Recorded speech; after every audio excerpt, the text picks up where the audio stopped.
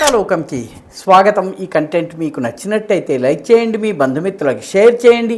ఇప్పటి వరకు సబ్స్క్రైబ్ చేసుకోకపోతే సబ్స్క్రైబ్ బటన్ని నొక్కండి, అదేవిధంగా బెల్ ఐకాన్ని కూడా నొక్కండి.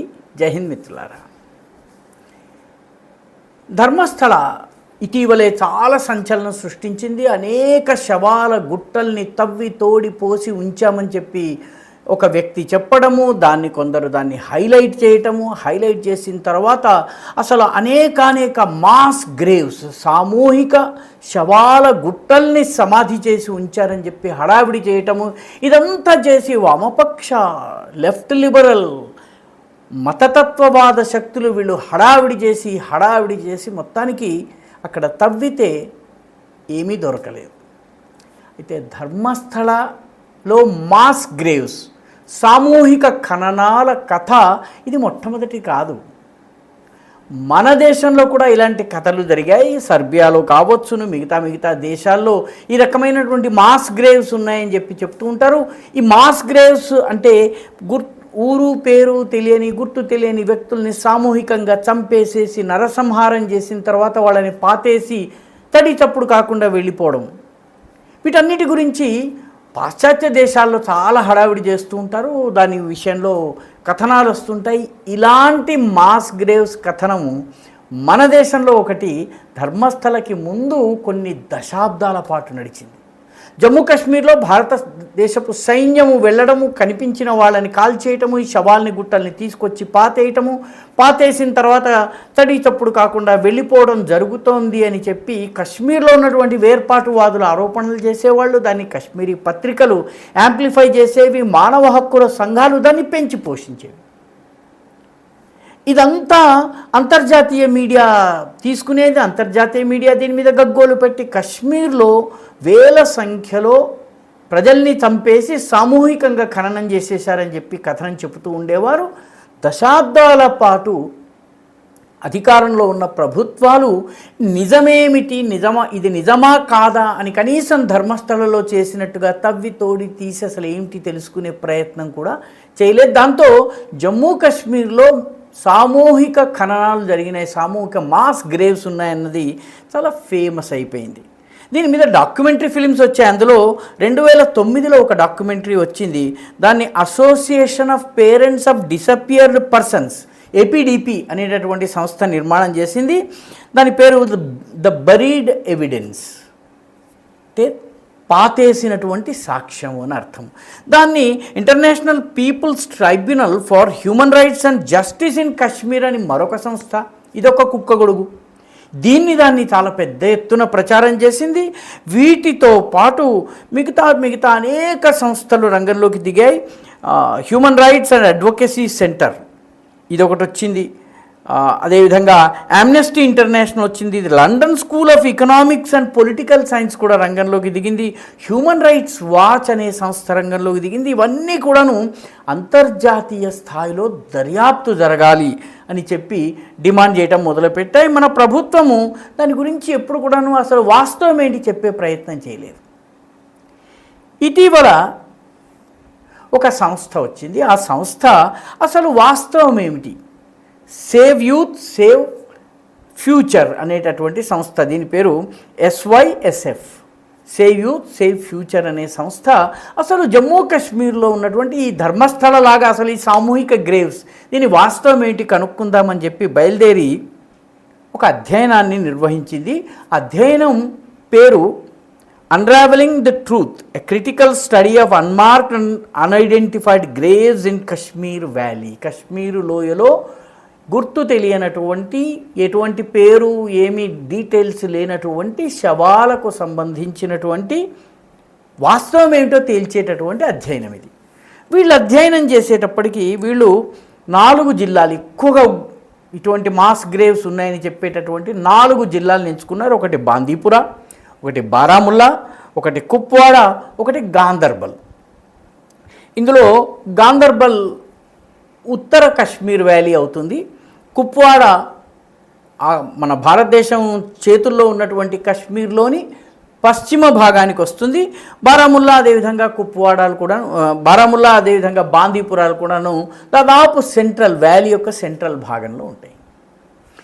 దీని లోపల దాదాపు 373 శ్మశానాలు, ముస్లిం గ్రేవ్యార్డ్స్కి వెళ్ళారు. అక్కడ ఉన్నటువంటి శవాలకు సంబంధించినటువంటి వివరాల్ని సేకరించారు. శవాల మీద రాసి ఉన్నటువంటి వివరాలు, ఆ శవాలు ఎవరివి, దానికి సంబంధించిన రికార్డులు ఏంటి, ఇలా 4056 సమాధుల్ని అధ్యయనం చేశారు.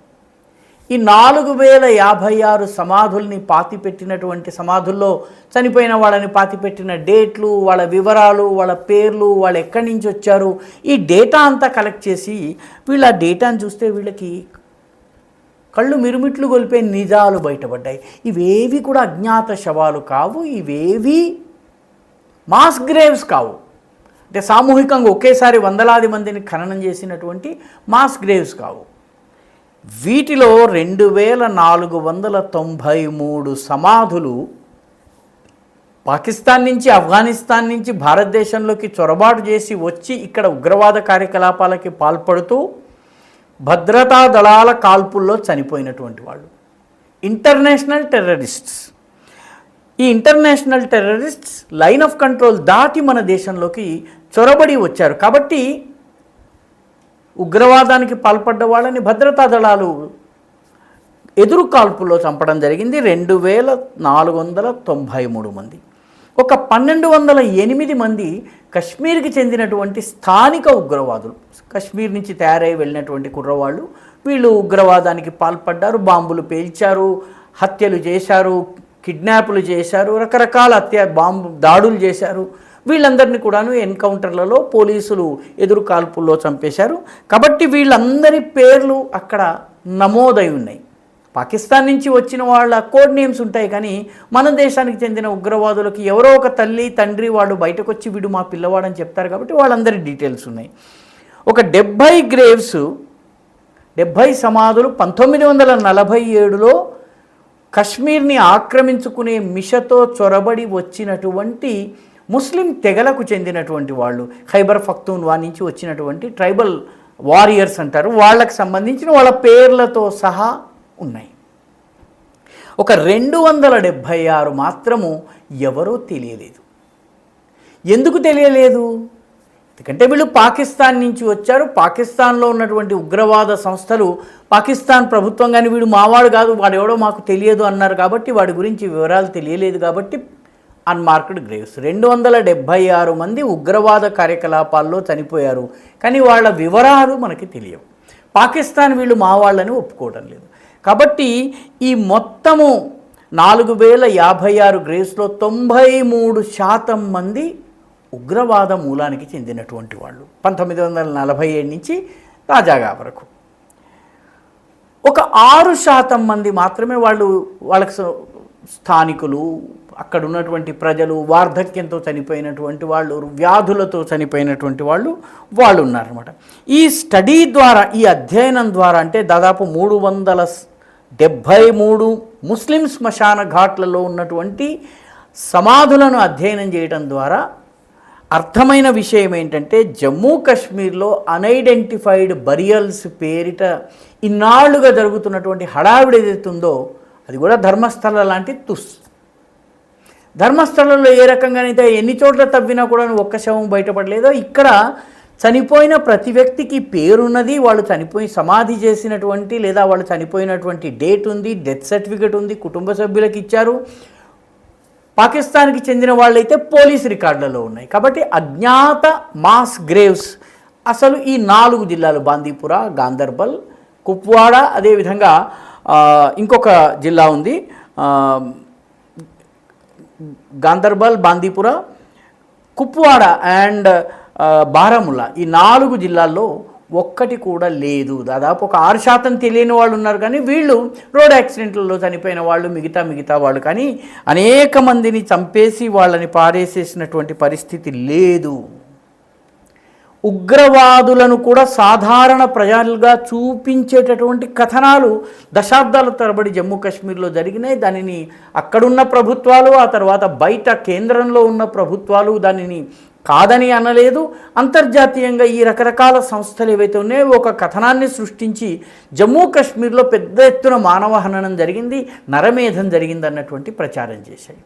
వాస్తవానికి నరమేధం జరుగుతున్నది బలూచిస్తాన్లో ఇప్పటి వరకు కనిపించకుండా పోయిన వాళ్ళ సంఖ్య వేలల్లో ఉంది. వాళ్ళు చనిపోయారా బ్రతికారా కూడా తెలియదు. అక్కడ దర్యాప్తు జరగాలి, కానీ దర్యాప్తు మన దేశంలో జరుగుతుంది. పైగా ఈ దర్యాప్తు చేస్తున్నటువంటి వాళ్ళు వంధామా కానీ ఛత్తీసింగ్పురా కావచ్చును, లేకపోతే నదీ మార్గులో హిందూ కశ్మీరీ పండిట్లను వధించారు. 28 మంది, 36 మంది ఈ రకంగా చంపారు. అవి ఏవి ఇక్కడ రాలేదు, ఎందుకంటే వాళ్ళని ముస్లిం శ్మశాన ఘాట్లలో పాతిపెట్టారు. వాళ్ళ శవాలను ఇప్పటి వరకు అన్క్లెయిమ్డ్ బాడీస్ అని కానీ ఇంకోటని కానీ ఎవరు ఎక్కడ ప్రచారం చేయలేదు. 3-4 కేసెస్లో అమాయకుల్ని భద్రతా దళాలు చంపినటువంటి సంఘటనలు కూడా ఉన్నాయి. ఉదాహరణకి పత్రిబల్ అనేటటువంటి ప్లేస్లో జరిగింది, అదేవిధంగా మచిల్ అనే ప్రాంతంలో జరిగింది, అంషీపురాలో జరిగింది. ఈ 3 కేసుల్లో కూడాను అమాయకుల్ని భద్రతా దళాలు మట్టుపెట్టాయి. వాళ్ళు ఉగ్రవాదులు కాదు, కానీ అనుమానంతో చంపేయడం జరిగింది. ఈ చర్యకు పాల్పడ్డటువంటి అధికారులకి పోలీస్ డిపార్ట్మెంట్ కానీ ఆర్మీ కానీ రాష్ట్రీయ రైఫల్స్ కానీ వాళ్లను నేరస్తులుగా నిర్ధారించి శిక్షలు పడ్డాయి. కాబట్టి ధర్మస్థలలో ఏ రకంగానైతే ఒక ఫేక్ నరేటివ్ నడిచిందో ఒక 3-4 దశాబ్దాలుగా జమ్మూ కాశ్మీర్లో కూడాను అలాంటి ఫేక్ నరేటివ్ నడిచింది.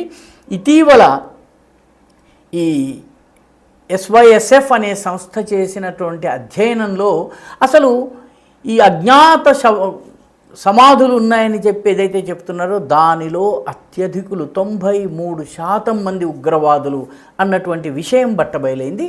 అసత్యపు కథనాలు ఎప్పుడో ఒకప్పుడు బర్స్ట్ కాక గాలిబుడగా పేలక తప్పదు.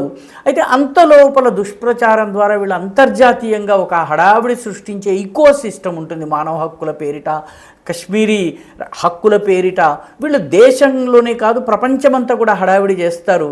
నిజము తెలిసేసరికి ధర్మస్థలలో తోక ముడిచి కలుగులో దాక్కున్నటువంటి లెఫ్ట్ లిబరల్ ఈకో సిస్టమ్ లాగానే ఇక్కడ కూడాను దాక్కోవడం జరుగుతుంది.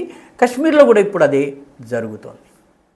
వీడియో మీకు నచ్చినట్టయితే లైక్ చేయండి, షేర్ చేయండి, ఈ ఛానల్కు సబ్స్క్రైబ్ చేయండి. మీ అభిప్రాయాన్ని కమెంట్ల రూపంలో తప్పనిసరిగా పంపించండి.